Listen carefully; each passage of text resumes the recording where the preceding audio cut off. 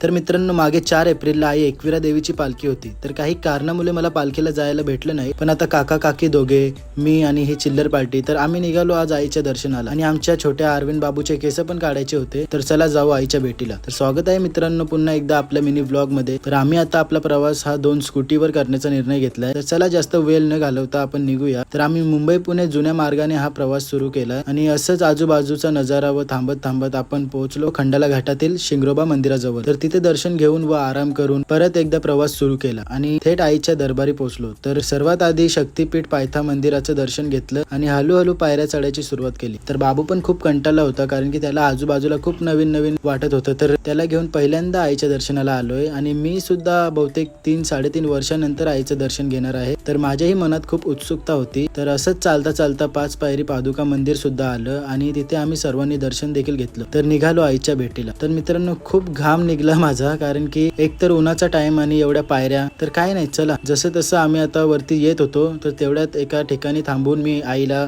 अर्पण करण्यासाठी ओटी देखील घेतली. फायनली आम्ही वरती पोहोचलो. तर एवढ्या वर्षानंतर आईचं मंदिर बघितलं तर खरंच खूप सुंदर मंदिर दिसत होतं. तर तेव्हाही तसंच मंदिर होतं आणि आताही तसंच आहे. तर चला जास्त वेळ न घालवता आपण आत जाऊ. तर बघा मित्रांनो, आर्यन आणि मी खूप मजेत होतो, कारण की फायनली आम्ही वरती पोहोचलो. तर आत गेलो तर आत पण खूप गर्दी होती मित्रांनो. तर आईच्या चरणी माथा टेकून आईचं खूप सुंदर दर्शन आम्हाला भेटलं. तर चला आता आलो बाहेर आणि बाहेर येताच आपल्या पारंपरिक पद्धतीने बाबूचे केस देखील आम्ही काढले आणि केस काढताना बाबू खूप बोंबलत होता, पण केस काढल्यानंतर खूप मजेत देखील होता. तर प्रसाद वगैरे सगळं घेतलं आणि आता चला मित्रांनो एवढं. तर संतोष नाईक व्लॉग्स या युट्यूब चॅनलला सबस्क्राईब करा आणि कमेंट देखील करा. तर भेटू एका नवीन व्लॉग मध्ये. बाय.